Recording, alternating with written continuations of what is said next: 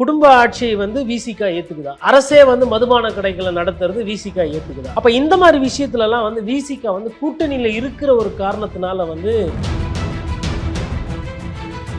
காவல்துறையை நீங்க திட்டுறது என்பது இல்ல காவல்துறையை நீங்க கண்டிக்கிறது என்பது முதலமைச்சரை கண்டிக்கிறதுக்கு சமம். பட் இதை நீங்க முதலமைச்சரோட எப்படி ஒப்பிடுறீங்க? இதற்கெல்லாம் காரணம் யார்? காவல்துறை. இப்ப காவல்துறை சரியா இல்லைன்னா அதை கட்டுப்படுத்துறது முதலமைச்சர். சிஎம் வந்து அவரோட டிபார்ட்மெண்ட்டை சரியா பாத்துக்கலன்றது அதற்கு பொருள்.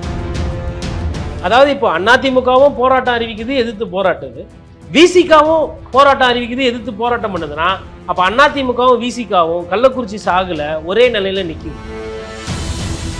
விசிகாவோட கொடி எங்கெங்கெல்லாம் இருக்கோ அங்கெல்லாம் போய் தேடி தேடி கைது செய்யுது. இது கொடி பறக்கிற இடத்துல கைது செய்யறது உங்களுக்கு கள்ளசாராயம் விற்கிற இடத்த வந்து உங்களுக்கு பார்க்க தெரியலையா அப்படின்னு கேட்கறது அதெல்லாம் ஒரு நியாயமான கேள்வி, கரெக்டான கேள்வி. விசிகா வந்து போராட்டம் அறிவிச்சிருப்பாங்க, ஆனா சட்டம் ஒழுங்கு பிரச்சனை வரா மாதிரி பண்ண மாட்டாங்க. காரணம் கூட்டணியில இருக்காங்க. அப்ப இதுக்கு கூட வந்து நாங்க கேஸ போடுவோம், நாங்க வந்து இது அப்ப ஒடுக்குமுறை தானே அது. இப்ப இங்க விசிகாவோட போராட்டம் அப்படின்றது கூட்டணிக்குள்ள ஒரு விதமான அழுத்தத்தை கொடுக்குமா திமுகக்கு? திமுகக்கே கூட வந்து எப்பயுமே சப்போர்ட்டிங் பிளேயரா இருக்கணும்னு நேர்த்தி விட்டுருக்காங்க அந்த கட்சியை. இப்ப 2026 தேர்தலில் அந்த கூட்டணி கணக்கு ஏதாச்சும் மாற வாய்ப்புகள் இருக்கா? கூட்டணின்னு வரும்போது நீங்க அண்ணாரிவாளத்துல போயிட்டீங்கன்னா அவங்க போடுற டியூனுக்கெல்லாம் நீங்க டான்ஸ் ஆடினாதான் உண்டு, இல்லைன்னா சிக்கல். இல்ல அவங்க கண்டிப்பா யோசிச்சுட்டு தான் இருப்பாங்க. விசிகா வந்து அதிமுகவோட கூட்டணி வைக்காத கட்சி. இப்போ விசிகா வந்து நாளைக்கு ஒருவேளை சீமான் அவர்களோட கூட்டணி இல்ல சீமான் விசிகா முக்கோண கூட்டணி ஒன்று அமைக்கிறாங்கன்னு வச்சுக்கோங்களேன்.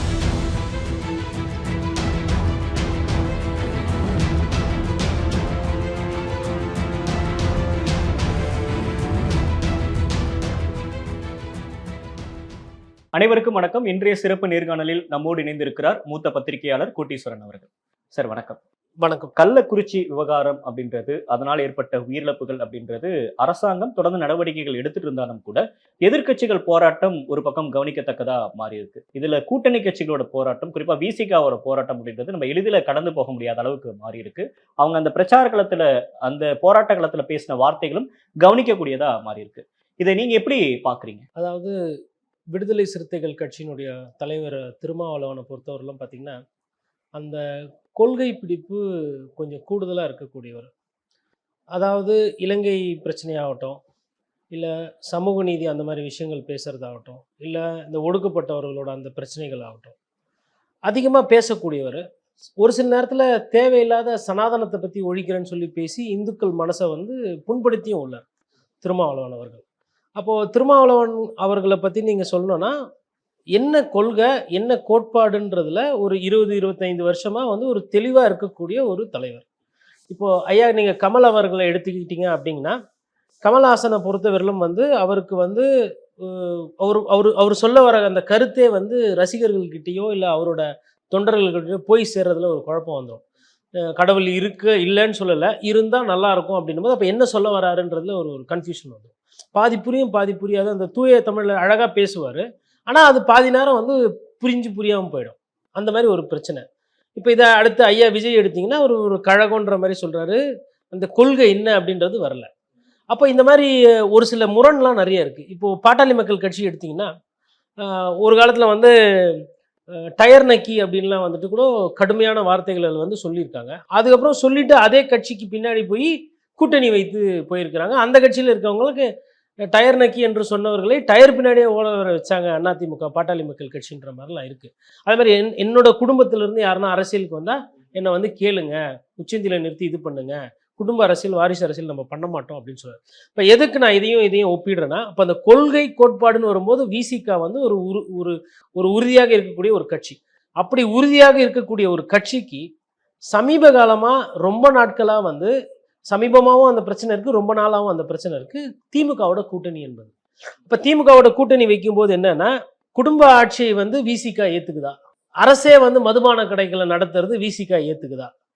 தாழ்த்தப்பட்ட தலித் மக்கள், அது வேங்கை வயல் பிரச்சனையாகட்டும், இல்லை மேல்பாதி பிரச்சனையாகட்டும், இல்லை ஒடுக்கப்பட்டவர்களுக்கு வந்து அந்த பிணத்தை எடுத்துக்கிட்டு போகும்போது இந்த பக்கமாக போகாதீங்க, அப்புறம் சாதிய சுவர்கள் இருக்கிறது, அப்புறம் லாக்அப்பில் கூட்டு போய் அடித்து காவல்துறையில் இருக்கவங்க சாவடிக்கிறது, இப்போ இதிலெல்லாம் பார்த்தீங்கன்னா அதிகமாக பாதிப்புக்கு உள்ளாகி சாகிறதுன்றது இல்லை பாதிக்கப்படுறதுன்றது பட்டியலின மக்கள். அப்போ இந்த மாதிரி விஷயத்துலலாம் வந்து விசிகா வந்து கூட்டணியில் இருக்கிற ஒரு காரணத்தினால வந்து அமைதியா இருக்கு, திருமாவளவன் இதை பத்தி பேசுவாரா, திருமாவளவன் அதை பத்தி பேசுவாரா அப்படின்ற அந்த பிரச்சனை விசிகாவுக்கு தொடர்ந்தே இருக்கு. அதெல்லாம் இருந்தாலும் விசிகாவை பொறுத்தவரையிலும் மாநில கட்சி, அதாவது திமுக கட்சியோ இல்லை திமுக ஆட்சியோ ஒரு சில நேரத்தில் எடுக்கக்கூடிய ஒரு சில நடவடிக்கைகள் அதாவது அவங்களோட அந்த கொள்கை முடிவு, அந்த வேலை வாய்ப்பு வந்து 12 மணி நேரம் செய்யணும் அப்படின்னும் பொழுது அவங்க வந்து கம்யூனிஸ்ட் கட்சியும் விசிகாவும் வந்து அவங்களோட குரலை வந்து எதிர்த்து கொடுத்து அந்த மசோதா அந்த அந்த அரசாணையை வந்து ரத்து செய்கிற அளவுக்கு ஒரு முக்கிய ஒரு காரணமாக இருந்தாங்க. ஆனால் அதற்கு முன்னாடி என்ன கேள்வி வந்ததுன்னா, விசிகா வந்து அப்போ கூட்டணியில் போயிட்டா நீங்கள் எதுவுமே பேச மாட்டீங்க, எதுவுமே கேட்க மாட்டீங்கன்ற மாதிரி இந்த விமர்சனம் என்பது விசிகா மேலே இருக்குது.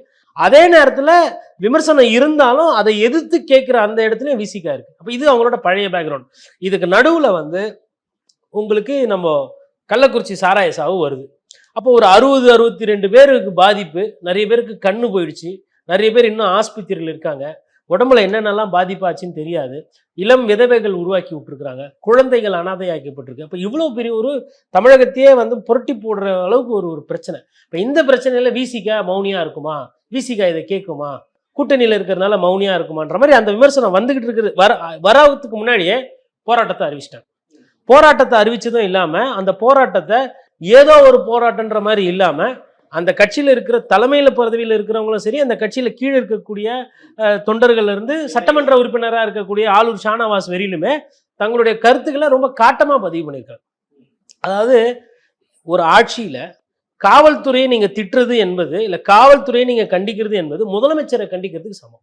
இது எப்படி நீங்க வகைப்படுத்துறீங்க? ஏன்னா போலீஸ் அப்படின்றது நடவடிக்கை சரியா எடுக்காதனால தான் எஸ்பியை சஸ்பெண்ட் பண்ணியிருக்காங்க. பட் இதை நீங்க முதலமைச்சரோட எப்படி ஒப்பிடுறீங்க? இல்லை, முதலமைச்சர் கிட்ட தானே அந்த ஹோம் டிபார்ட்மெண்ட் இருக்கு. சட்ட ஒழுங்குத்துறை அமைச்சர்னு பார்க்கும்போது முதலமைச்சர் கிட்ட தானே இருக்கு. நீங்க அந்த துறையை வேற எதனா அமைச்சர்கிட்ட கொடுத்துருந்தீங்கன்னா கேட்க மாட்டாங்க. கடந்த காலத்துல இருந்தாங்க ஒரு சில முதலமைச்சர்கள், காவல்துறை அதை வச்சு நான் என்ன பண்றது, பொதுமக்களுக்கு இதனால ஒன்றும் பிரயோஜனம் கிடையாது, நான் வேற எதனா திட்டத்தை வச்சுக்கிட்டு இது வந்து கக்கன்னு இருந்தாரு. அந்த மாதிரி கொடுக்குற அந்த தைரியம், அந்த ஆளுமை இன்றைய அரசியல்வாதிகளுக்கு கிடையாது.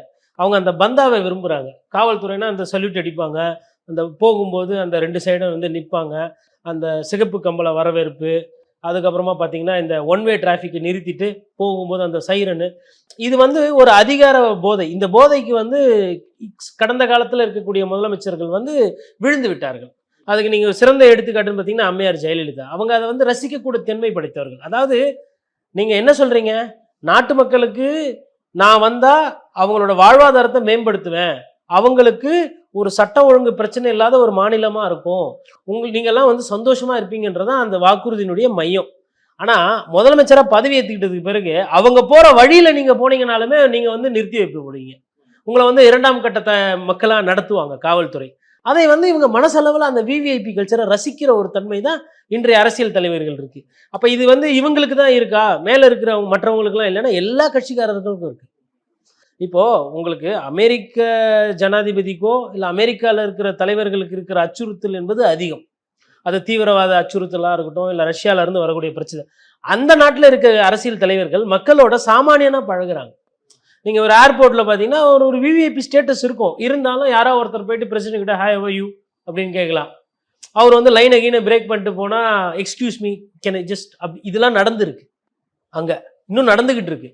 பிரச்சாரம் என்பது பண்ணும்போது சமமாக ஒரே ஒரு ஓட்டு தான் வச்சிருப்பாரு. ஆனால் அவர் ஒரு சில அந்த பிரஜை ஒரு சில கேள்வியெல்லாம் கேட்பாரு. இப்போ அதெல்லாம் சொன்னியே செஞ்சான், அந்த தன்மை இங்கே இருக்கான்னு கிடையாது. இங்கே நீங்கள் ஒரு கருத்து சொன்னீங்கனாலுமே ஆளை வச்சு திட்டுவாங்க, இல்லை கமெண்ட் போட வைப்பாங்க. அப்போ இந்த அரசியல் தலைவர்களுக்கும் அந்த அரசியல் தலைவர்களுக்கும் அந்த வித்தியாசம் இருக்குது. அப்போ இங்கே தான் விசிகாவோட அந்த பிரச்சனை என்னன்னா, இதற்கெல்லாம் காரணம் யார்? காவல்துறை. இப்போ காவல்துறை சரியா இல்லைன்னா அதை கட்டுப்படுத்துறது முதலமைச்சர். அதனால காவல்துறை இங்கே வந்து கண்டனத்தை தெரிவிக்கிறதோ, காவல்துறை வந்து இதில் வந்துட்டு லா அண்ட் ஆர்டர் பிரச்சனை வருது, இல்லை போலீஸ் இன்டெலிஜென்ஸ் ஃபெயிலியர்னா அது கிட்டத்தட்ட சிஎம் வந்து அவரோட டிபார்ட்மெண்ட்டை சரியாக பார்த்துக்கலன்றது தான் அதற்கு பொருள். அதை தான் வந்து அவங்க கொஞ்சம் சூசகமாக வந்து கூட்டணியில் இருக்கிறதுனால சொல்லிடுறாங்க. அதாவது இப்போ அதிமுகவும் போராட்டம் அறிவிக்குது, எதிர்த்து போராட்டுது, விசிகாவும் போராட்டம் அறிவிக்குது, எதிர்த்து போராட்டம் பண்ணுதுன்னா அப்போ அதிமுகவும் விசிகாவும் கள்ளக்குறிச்சி சாகுல ஒரே நிலையில நிற்கிது. அப்போ கூட்டணியில் இருந்தாலும் கூட்டணி தர்மம் ஒரு சைடு இருக்கு, அதை தாண்டி செத்துருக்கிறாங்க மக்கள். மக்களோட நலன் முக்கியம், மக்களோட வாழ்வாதாரம் முக்கியம் போது விசிகா என்ன பண்ணுது, தன்னை வந்து அங்கே திமுகவோட அந்நியப்படுத்திக்குது, மக்களுக்காக நிற்குது அப்படின்ற மாதிரி நம்ம புரிஞ்சுக்கலாம். இது வந்து ஒரு ஆரோக்கியமான அரசியல்னு நான் பார்க்குறேன்.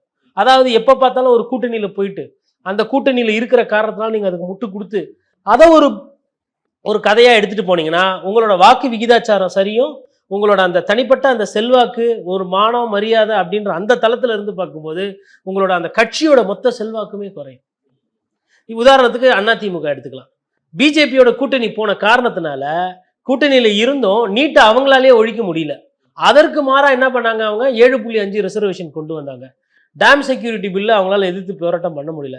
சிஏஏ போன்ற என்ஆர்சி போன்ற விஷயங்களில் வந்துட்டு அவங்க வந்து பொத்தாம்பதுவாக பேசிட்டு ஒன்று வெளிநடப்பு, அதாவது எதிர்த்து ஓட்டெல்லாம் போடலை, கண்டனத்தை வந்து காட்டமாக பதிவு செய்யல. அப்போ எல்லா விஷயத்திலுமே நீட்டு போன்ற விஷயத்தில் கூட வந்துட்டு பார்த்தீங்கன்னா இன்றைக்குமே பிஜேபி வந்து குறை சொல்லாத ஒரு பாஜகவை, குறை சொல்லாத ஒரு அதிமுக தான் இருக்குது. அப்போ இந்த பாதிப்புக்கெல்லாம் யார் காரணம்? அப்போது இப்போ மெட்ரோ ரயில் திட்டத்துக்கு கொடுக்கல, பணம் கொடுக்கல. நேற்று கூட இது போக்குவரத்து துறை அமைச்சர் சொல்கிறாரு, அதே மாதிரி வந்து உங்களுக்கு ஃபினான்ஸ் மினிஸ்டர் சொல்கிறாரு, தங்கம் தினசு ஐயா சொல்கிறாரு, 25,000 கோடி நாங்கள் கேட்டோம், 25,000 கோடி வந்து மத்திய அரசு கிட்ட வந்துட்டு மெட்ரோ ரயிலுக்கு கேட்டோம், அந்த பணத்தை அவங்க கொடுத்துருந்தாங்கன்னா அந்த காசை நாங்கள் மெட்ரோ ரயிலுக்கு செலவு பண்ணது போக பட்ஜெட்லேருந்து ஒரு 12,000 கோடி மெட்ரோ ரயிலுக்கு ஒதுக்கியிருக்கோம், அந்த பணம் வராத காரணத்தினால. அதே மாதிரி வெள்ள நிவாரண பாதிப்புக்கும் வந்து ஒரு 36,000 கோடி கேட்டிருந்தோம், அதுலேருந்து ஏதோ கொஞ்சம் காசு கொடுத்துருந்தா நாங்கள் எங்கள் மாநில பட்ஜெட்லேருந்து எடுத்து செலவு பண்ணியிருக்க மாட்டோம். மாநில பட்ஜெட்லேருந்து எடுத்து செலவு பண்ணதுனால நிறைய திட்டங்கள் கொண்டு வர முடியல. ஓல்டு பென்ஷன் ஸ்கீமுக்கு நாங்கள் உடனே போகிறத பற்றி யோசிக்க முடியல. அட்லீஸ்ட் ஒரு 12,000 பஸ் வாங்கியிருக்க முடியும் எங்களால். 12,000 பஸ்ஸு நாங்கள் வாங்கி ஓட்டணும்னா இப்போ பஸ்ஸு போக்குவரத்து இன்னும் நல்லா இருக்கும். இந்த பணம் வந்து மத்திய அரசு கொடுக்காதனால போயிடுச்சுன்ற மாதிரி நிலைப்பாடு எடுக்க முடியுது. ஆனால் இந்த இடத்துல அதிமுகவால் பிஜேபி விமர்சனம் பண்ண முடியல. ஏன்பா கேட்ட காசை கொடுக்க மாட்டேன்ற?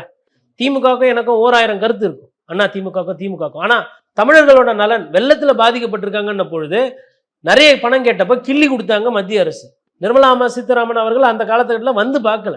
பிரதமர் மோடி அவர்கள் அதுக்கப்புறம் தேர்தலுக்காக 8 வாட்டி வந்தார். ஆனால் வெள்ள பாதிப்புக்குன்ட்டு இந்த பக்கம் வந்து சுற்றி பார்க்கல. திருச்சி ஏர்போர்ட் விமான நிலையத்தை திறந்து வைக்க வந்தார். அங்கேருந்து பக்கத்தில் தென்காசிக்கோ தூத்துக்குடியோ திருநெல்வேலி போகல. திருச்சியிலேருந்து என்ன அவரோட ஹெலிகாப்டரில் போனால் 30 நிமிஷம், வண்டியில் வேகமாக போனால் 1.5 மணி நேரம் 1.25 மணி நேரம், நான் போய் பார்க்கல. அப்போ இதெல்லாம் கூட வந்து அதிமுக கேள்வி கேட்கல. அப்போது அதிமுக பாஜகவோட இருந்த காலத்தில் கூட்டணியில் கேள்வி கேட்காதனால ஒரு அவல நிலை. அதனால தேர்தலையும் பெரிய பாதிப்பு. ஆமாம், தேர்தலையும் பாதிப்பு. அப்போ விசிகாவை பொறுத்தவரை நாளைக்கு விசிகாவை யாருன்னா வந்து ஒரு ஜனநாயக முறையில் இல்லை வந்து ஒரு தார்மீக அடிப்படையில் ஒரு கேள்வி கேட்குறாங்க, ஒரு நியாயமான ஒரு முறையில், என்ன நீங்கள் பண்ணீங்க, 62 பேர் செத்தாங்க, அவர் ஸ்டாலின் அவர் ஆட்சி ரொம்ப சூப்பரா, இந்த ஆட்சி நீங்கள் அங்கீகரிக்கிறீங்களா அப்படின்னு யாருன்னா கேள்வி கேட்டாங்கன்னா, இல்லைங்க நாங்கள் வந்து போராட்டம் பண்ணோம், காவல்துறையை கண்டித்து காவல்துறை வந்து எங்கள் அரசாங்கத்தையே ஏமாத்துதோ அப்படின்ற அந்த கேள்வியெல்லாம் வைத்தோம். அதான் ஷானவாஸ் குறிப்பாக சொல்லியிருப்பார், விசிகாவோட கொடி எங்கெங்கெல்லாம் இருக்கோ அங்கெல்லாம் போய் தேடி தேடி கைது செய்யுது. இது கொடி பறக்கிற இடத்துல கைது செய்கிறது, உங்களுக்கு கள்ளசாராயம் விற்கிற இடத்த வந்து உங்களுக்கு பார்க்க தெரியலையா அப்படின்னு கேட்கறது அதெல்லாம் ஒரு நியாயமான கேள்வி, கரெக்டான கேள்வி. போராட்டம் பண்ணுறவன கைது பண்ணுற, அதற்கு வந்து ஆளை போடுற, வண்டி எடுத்து வந்து வைக்கிறீங்க, கைது பண்ணுறீங்க, பெயிலுன்றீங்க, ஏதோ ஒன்று சொல்கிறீங்க, போராட்டம் பண்ணக்கூடாதுன்றீங்க. போராட்டம் காந்திய வழியில் பண்ணுறதுன்றது ஜனநாயகத்துக்கு எதிராக, இல்லை கள்ளசாராயம் அதிகமாக விற்கிறது ஜனநாயகத்துக்கு எதிராக. அப்போ காவல்துறை எங்கே நடவடிக்கை எடுத்துருக்கணுமோ அங்கே எடுக்கல. எது நடவடிக்கை என்ன பண்ண போகிறாங்க? ஒரு நாள் போராட்டம் பண்ணிவிட்டு 6 மணி ஆனவொன்னா பசி எடுக்கும், நிறைய பேருக்கு சுகர் பிபிலாம் இருக்கும், மாத்திரையை போட்டுட்டு போதும் முடிச்சிக்கலாம் அப்படின்னு சொல்லிட்டு தொண்டை தண்ணி போக கத்திட்டு போயிருப்பாங்க, அவ்வளோதானே. அதற்கு அவ்வளோ பேரா, அவ்வளோ பந்தோபஸ்து. இன்னொன்று, விசிகா வந்து போராட்டம் அறிவிச்சிருப்பாங்க, ஆனால் சட்டம் ஒழுங்கு பிரச்சனை வரா மாதிரி பண்ண மாட்டாங்க. காரணம் கூட்டணியில் இருக்காங்க. நாளைக்கு கூட்டணி முறிவு அப்படின்ட்டா அந்த கட்சிக்கு என்ன அடுத்து அப்படின்ற அந்த கேள்வியெல்லாம் வருது. அதற்கெல்லாம் அவங்க தயாராக இருக்க மாட்டாங்க. அவங்க கேட்கறது அரசியல் ரீதியாக நியாயமான கேள்வி, மக்களை மையமாக வைக்கிற கேள்வி. அப்போ இதுக்கு கூட வந்து நாங்கள் கேஸை போடுவோம், நாங்கள் வந்து இது அப்போ ஒடுக்குமுறை தானே அது. அப்போ என்ன நினைக்குது காவல்துறை? இந்த போராட்டம் நம்ம துறைக்கு எதிரானது. விசிகா ஏன் பண்ணுதுன்னா மக்கள் கிட்ட இது போய் சேரணும் அப்படின்னு விசிகா பண்ணுது. காவல்துறை என்ன நினைக்குது? இது நம்ம துறைக்கு எதிரானது, அரசுக்கு கெட்ட பேர் வரும், அதனால இதை வந்து அமுக்கணும், இதை வந்து மூடி மறைக்கணும், இந்த போராட்டம் பெருசாகக்கூடாதுன்னு காவல்துறை நினைக்குது. அதான் அங்கே பிரச்சனை. ஏற்கனவே செல்வ பெருந்தகையோட ஒரு ஸ்டேட்மெண்ட் அப்படின்றது, எத்தனை நாள் தான் வந்து இன்னொருத்தர்கிட்ட கையேந்தியே நிற்கிறது, நம்மளும் ஒரு தனிப்பெரும் சக்தியா வளரணும், காமராஜர் மாடலை கொண்டு வரணும் அப்படின்னு பேசியிருந்தாரு. அதற்கு அந்த கட்சிக்குள்ளே எதிர்ப்புகள் வந்துச்சு. இது நேரடியாக நீங்கள் வந்து திராவிட மாடல் வந்து பிளேம் பண்றீங்களா அப்படின்ற மாதிரி பார்வையில் முன்வைக்கப்பட்டுச்சு. இப்போ இங்க விசிகாவோட போராட்டம் அப்படின்றது கூட்டணிக்குள்ள ஒரு விதமான அழுத்தத்தை கொடுக்குமா திமுகக்கு? இல்லைங்க, அதாவது செல்வ பெருந்தகை அவர்கள் வந்து புதுசாக ஒருத்தர் ஒரு கட்சி தலைவர் பதவிக்கு வராருன்னு வச்சுக்கோங்களேன், அவர் வந்து கீழே இருந்து எதையோ பண்ணி கஷ்டப்பட்டு நஷ்டப்பட்டு இல்லை வேற ஏதோ பண்ணி வந்துட்டார் மேலே, அது விட்டுருங்க. அப்போ வந்தவர் என்ன பண்ணுவார், அவர் கட்சியில் வந்து இன்னைக்கு தொண்டர்கள் கம்மி, வெளிப்படையாக பார்க்கணுன்னா ஐயா காமராஜர் காலத்தில் இருந்த ஒரு நீரோட்டமோ இல்லை அதற்கு பின்னாடி இருந்த நீரோட்டமோ வாழப்பாடி ராமமூர்த்தி போன்றவர்கள் ஜி.கே. மூப்பனார் போன்றவர் தலைவர்கள் இருந்தப்போ, திண்டிவன ராமமூர்த்தி போன்ற தலைவர்கள் இருந்தப்போ இருந்த நீரோட்டம் இன்னைக்கு காங்கிரஸ் கட்சியில் இல்லை. பார்வை அப்போ ஒரு டிஎன்சிசி பிரசிடெண்ட்டாக வரவர் அந்த கட்சியை மீட்டெடுக்கணும், அந்த கட்சி தொண்டர்களை உயிரோட்டமாக வச்சுக்கணும், இந்த கட்சி சொந்த காலில் நிற்கணும்னு நினைக்கிறது எந்த விதத்துலையும் தப்பு கிடையாது. அதனால அந்த கருத்தை சொல்றாரு. இதை இருந்துகிட்டு இதை குறை சொல்றாங்க இல்லைங்களா, அவங்களுக்கு என்னன்னா திமுகவோட ஒண்டி போகணும், திமுகவோட சேர்ந்து நின்று பொழப்பு நடத்தணும் அப்படின்றது அவங்க குரல். இன்னைக்கு டிராவிடியன் மாடலோட வரலாறு பெருமைலாம் நம்ம பேசுறோம். ஆனா அதுக்கு முன்னாடி இருந்தது Kamarajar rule, the rule of Kamaraj. அது ரொம்ப சிறப்பான ஒரு சூப்பரான ஒரு ஆட்சி. நீங்க தமிழ்நாட்டு வரலாறு எடுத்து பார்த்தீங்கன்னா இன்னைக்கு நம்ம 1000 சொல்லலாம், இந்த முதலமைச்சர் அந்த முதலமைச்சர், அதெல்லாம் 2 பேர் காலகட்டத்தில் தான் நிறைய விதைகள் போடப்பட்டது. ஒன்று ஐயா காமராஜர் ஆட்சி காலத்தில், அது கல்வி ஆகட்டும், நீர் மேலாண்மை ஆகட்டும், ஊழலை குறைக்கிறதாகட்டும், காவல்துறையை ஒரு 10 அடி தள்ளி வச்ச ஒரே தலைவன் ஐயா காமராஜர் தான். அது என்ன, அது சங்கு உள்ட்டி என்ன, நான் ஆம்புலன்ஸ்லையா போகிறேன், எனக்கு எதுக்கு காவல்துறை, நான் மக்களோட மக்களாக இருக்கிறேன்னு சொல்லிட்டு அந்த மாதிரி ஒரு டால் லீடர், டவரிங் லீடர், அவர் ஒரு எடுத்துக்காட்டு. அடுத்தது பார்த்தீங்கன்னா அறிஞர் அண்ணா. தமிழ் உணர்வாகட்டும், தமிழனுக்கு ஒரு மானம் இருக்குது, அவன் இறங்கி போக மாட்டான். எல்லாத்துலேயுமே தமிழ்நாடு இந்திய மாநிலத்துங்களை விட ஒருபடி நாங்கள் மேலே கூட உழைக்கிறோம், கல்வியில் நாங்கள் தங்கியிருக்கிறோம், எங்களை ஏன் குறைச்சி மதிப்பிடுறீங்க, எங்களுக்கு உண்டான முக்கியத்துவம் எங்க, மாநிலத்துக்கு உண்டான சுயாட்சி எங்க, அந்த மொழி மீது ஒரு அக்கறை, இந்தியை எங்கள் மேலே திணிக்காதீங்க, ஆங்கிலம் படிச்சுட்டு வெளிநாடு போய் தமிழை இன்னும் வளருங்க, தமிழர்களா இன்னும் வளருங்க, மேம்படுங்க அப்படின்ற மாதிரி அந்த சிந்தனை. அப்போ இந்த 2 சிந்தனை, இந்த 2 பேர் தான் முக்கியம். இது சரியா தெரியாதவங்க தான் என்ன பண்றாங்கன்னா இன்னைக்கு ஐயா ஸ்டாலின் அவர்கள், ஐயா உதயநிதி ஸ்டாலின் அவர்கள், அப்புறம் டிராவிடியன் மாடல் இவங்களுது அப்படின்ற மாதிரி பேசுறாங்க. காமராஜர் ரூல் அறிஞர் அண்ணாவே நிறைய நேரத்தில் பாராட்டி இருக்கிறார்.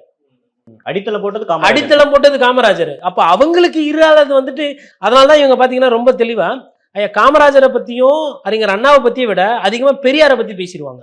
ஏன்னா பெரியார் என்பது கொள்கைகளை ஒண்டி நீங்க பேசிட்டு பெரியார்ல இருந்து அப்படியே டைரக்டா நடுவில் கொஞ்சம் பக்கத்தை காணுன்ற மாதிரி கலைஞருக்கு வந்துருவாங்க. இதெல்லாம் அதாவது செல்வ பெருந்தகை சொல்றது அவரோட கட்சி சம்பந்தப்பட்ட விஷயம். அது திராவிட சித்தாந்தத்தை குறைச்சி மதிப்பீடுன்றது பொருள் கிடையாது. பட் இருந்தாலும் கூட்டணிக்குள்ள இருந்துட்டு இது மாதிரியான வார்த்தைகள் அப்படின்றது கூட்டணியை ஒரு பலவீனப்படுத்தாதா? ஏன்னா ஆப்போசிட்ல அதிமுகன்றது ரொம்ப கழுகு மேல பார்வை வச்சு பார்த்துட்டு இருக்காங்க, யாராச்சும் வருவாங்க அப்படின்னு. அதெல்லாம் கரெக்ட். காங்கிரஸை அழிச்சு தானே திமுக வந்துச்சு. அதே மாதிரி எமர்ஜென்சி காலத்துல இந்திரா காந்தி அவர்கள் அந்த போடப்பட்ட அந்த கடுமையான சட்டத்தினால இன்றைய திமுக தலைவர் ஸ்டாலின் அவர்கள் சிறைச்சாலையிலிருந்து கஷ்டப்பட்டாரா இல்லையா, போலீஸால் தாக்கப்பட்டாரா இல்லையா? நம்ம இன்னைக்கு கூட்டணி இனிக்குதுன்றதுக்கோசரம் கடந்த கால வரலாறை மறந்துடக்கூடாது. இந்த மாநிலத்தை கோல் ஊச்சி இருந்தது காங்கிரஸ் கட்சி. அப்படி நடக்கும்போது நான் திருப்பி கம்பேக் பண்ணணும்னு நினைக்கிறது அந்த கட்சியில் என்ன தப்பு? இதை நான் ஏன் ஒரு பத்திரிகையாளராக இதை நான் இந்த இடத்துல கோடிட்டு காட்டுறேன்னா, கடந்த காலமாக நீங்கள் எடுத்து பாருங்க, ஒரு 2-3 வருஷமா காங்கிரஸ் கட்சியில் ஒரு 5 வருஷம் எடுத்துக்கோங்க, எதனா ஒரு பெரிய போராட்டம், மக்களுக்கு உண்டான போராட்டம், ஒரு கள்ளக்குறிச்சி இப்போ இதுலேருந்து ஆரம்பிச்சு கரண்ட் பில்லு விலை, பால் விலை, தண்ணி விலை, இல்லை இதுக்கு முன்னாடி எங்கன்னா சட்டம் ஒழுங்கு பிரச்சனை, இந்த பென்னிக்ஸ் போன்ற, இல்லை தூத்துக்குடி ஸ்டெர்லைட்ல எங்கன்னா ஒரு இடத்துல காங்கிரஸ் கட்சி ஒரு பெரிய மக்கள் சார்ந்த போராட்டம் இல்லை மக்களோட ஒரு குரலா எதனா கொடுத்துச்சா? கொடுக்கல. ஏன்னா அந்த கட்சியில தலைவர்கள் அதிகமாகவும் தொண்டர்கள் கம்மியாகவும் இருக்காங்க. அப்படி இருக்கும்போது செல்வ பெருந்தைகள் தொண்டர்கள் அதிகமாக ஆகணும், நம்மளுக்கு உண்டான அரசியல் பண்ணணும்னு சொல்றதுல என்ன தப்பு இருக்கு? அப்ப என்ன காங்கிரஸ் என்ன திமுகக்கே கூட எப்பயுமே சப்போர்ட்டிங் பிளேயரா இருக்கணும்னு நேந்தி விட்டுருக்காங்க அந்த கட்சியை? அதுவும் ஒரு பாரம்பரியமான கட்சி தானே.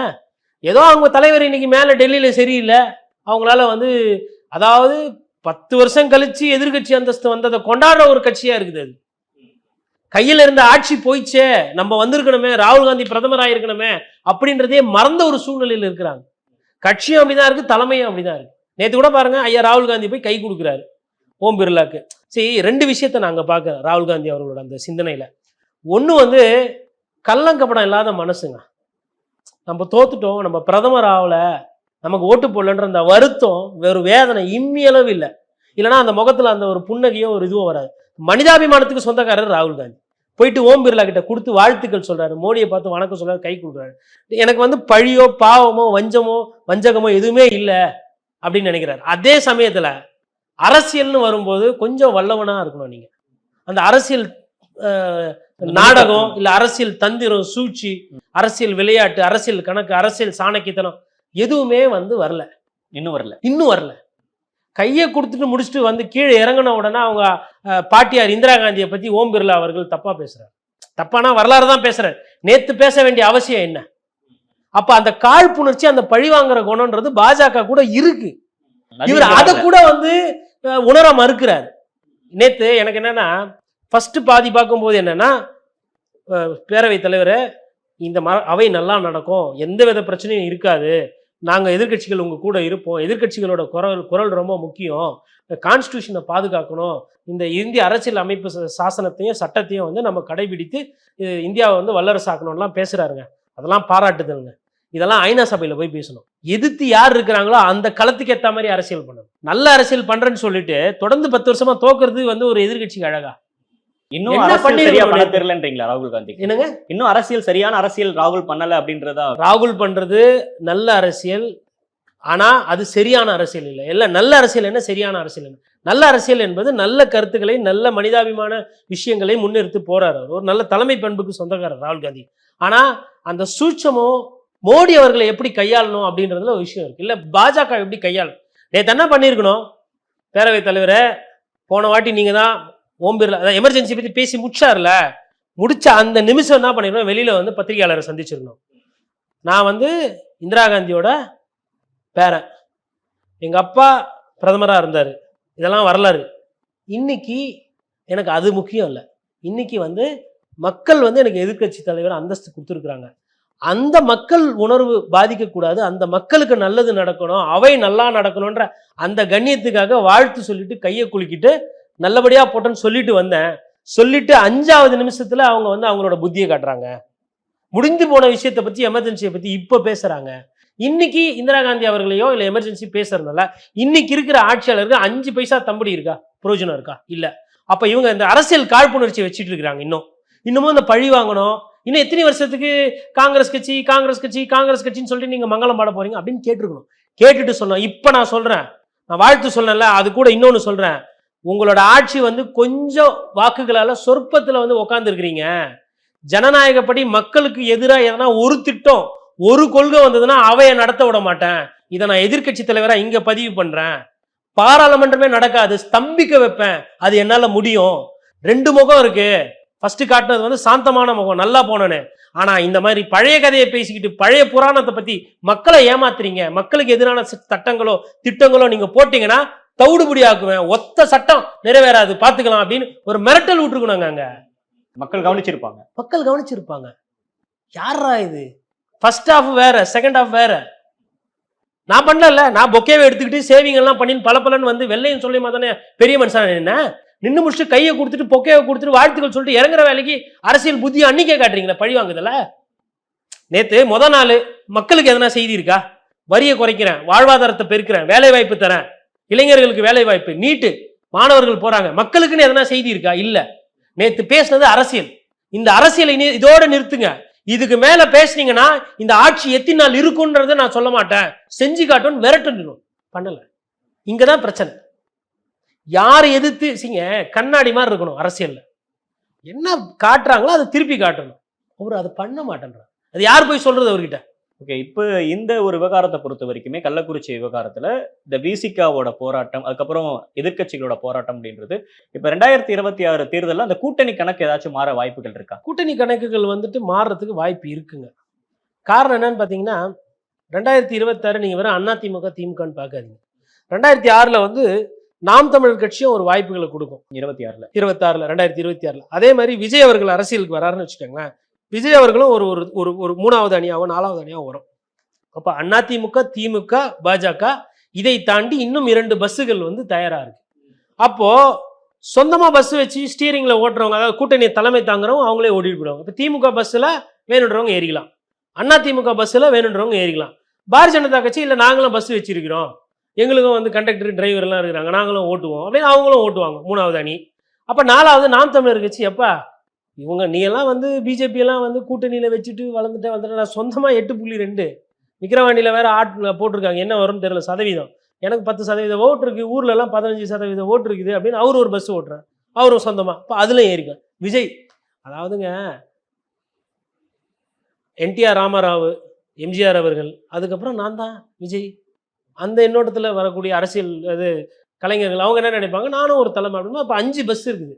அப்போ இந்த சிறிய கட்சிகள்லாம் இருக்குது பாருங்க, மதிமுக, விசிக, கம்யூனிஸ்ட் கட்சிகள் இன்னைக்கு வந்து எல்லாம் திமுகவோட இருக்கிறாங்க. அப்போ என்ன பண்ணுவாங்கன்னா அடிப்படையில் சீட்டை கொஞ்சம் பேரத்தை கூட பேசி கேட்பாங்க. ஏன்னா வரல. இப்ப இந்த தேர்தல் நாடாளுமன்ற தேர்தல்ல தொகுதி பங்கீட்டுலயே அவங்க 3 கேட்டாங்க, இவங்க 2ஓட மறுபடியும் நிறுத்துறாங்கன்றப்பவே விமர்சனங்கள்.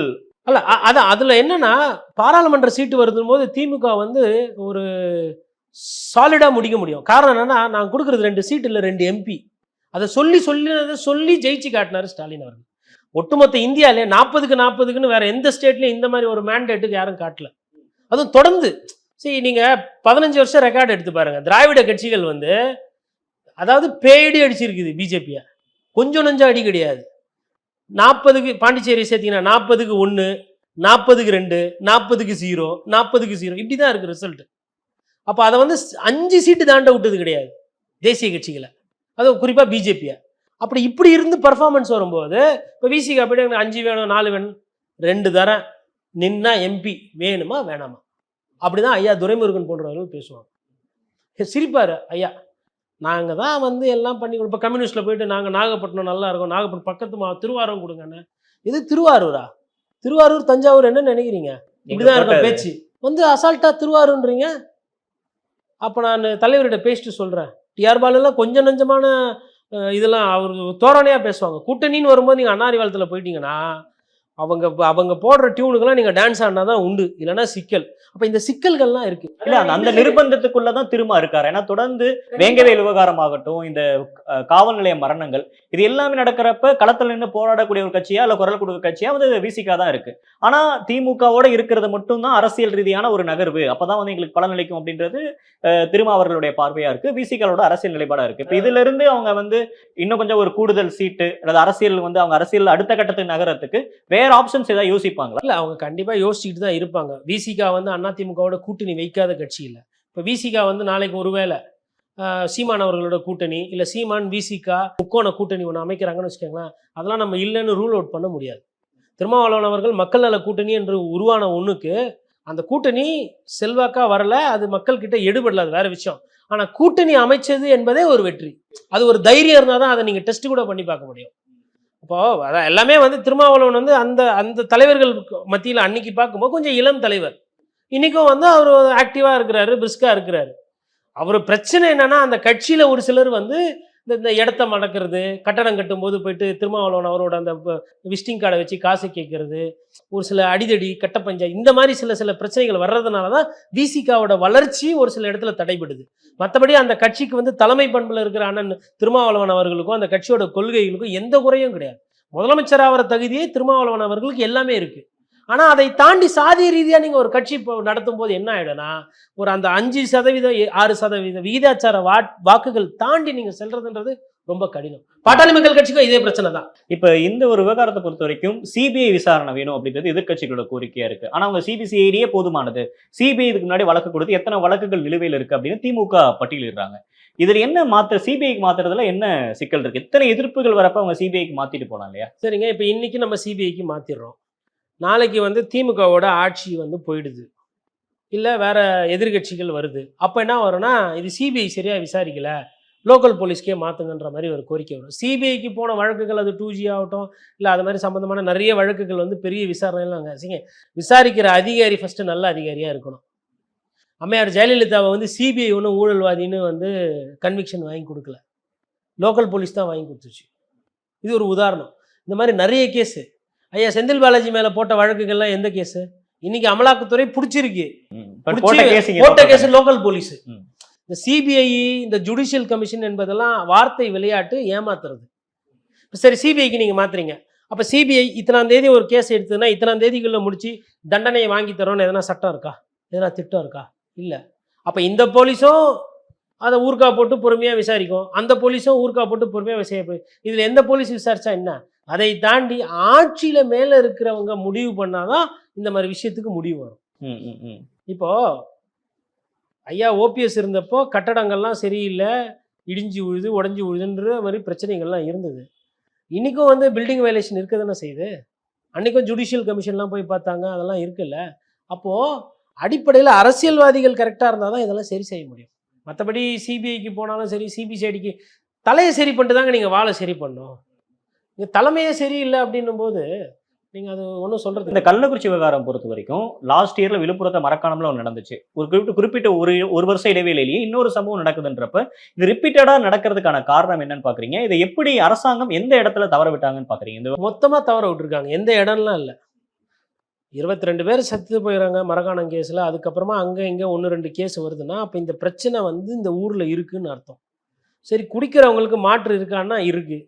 ஆனால் அந்த மாற்றுக்கு அவங்க போக மாட்டேன்றாங்கன்னா அதுக்கு விலை மது விலை ஜாஸ்தியாக இருக்குது. அப்போ அடிப்படை பிரச்சனை ஒன்று, மது விலையை குறைக்கணும். 2 வந்து யாரெல்லாம் மதுவால் பாதிக்கப்பட்டிருக்காங்களோ அவங்களெல்லாம் கணக்கெடுத்து அவங்களுக்கு ஒரு சீர்திருத்தத்துக்கு ஒரு திட்டம் கொண்டு வரணும். இது 2. 3வது, இது மாதிரி விஷயங்கள்ல கட்சிக்காரர்களோ இல்லை காவல்துறையிலோ மெத்தனம் காட்டினா அவங்கள டிஸ்மிஸ் பண்ணலாம், இல்லை சஸ்பெண்ட் பண்ணலாம். இந்த 3மே செய்யாமல் மது எப்படி ஒழிப்பீங்க? ஒழிச்சிருந்தா நீங்கள் கள்ளக்குறிச்சியில் இத்தனை பேர் செத்துருக்க மாட்டாங்க இல்லையா? அப்போது மக்களுக்கு அதுக்கப்புறமா வந்து அந்த அவேர்னஸ் அதுலேயுமே சிக்கல் இருக்குது. அப்போ யாருமே எதுவுமே உங்கள் வேலையை நீங்கள் செய்யலை. அப்புறம் இன்றைக்கி வந்து அதிமுக ஆட்சியில் இல்லையா, அந்த ஆட்சியில் இல்லையா, இந்த ஆட்சியில் இல்லைன்னா அதெல்லாம் 62 பேர் செத்து போயிட்டாங்க. சாவுக்கு என்ன பதில்? இல்லை. நிறைய விஷயங்கள் பகிர்ந்துக்கிட்டீங்க. குறிப்பா இந்த ஒரு விவகாரத்துல எங்க தவறு நடந்துச்சு அப்படின்றதையும் ரொம்ப அழகா சுட்டி காட்டினீங்க. நேரம் கொடுத்தமைக்கு நன்றி. தேங்க்யூ. நன்றி.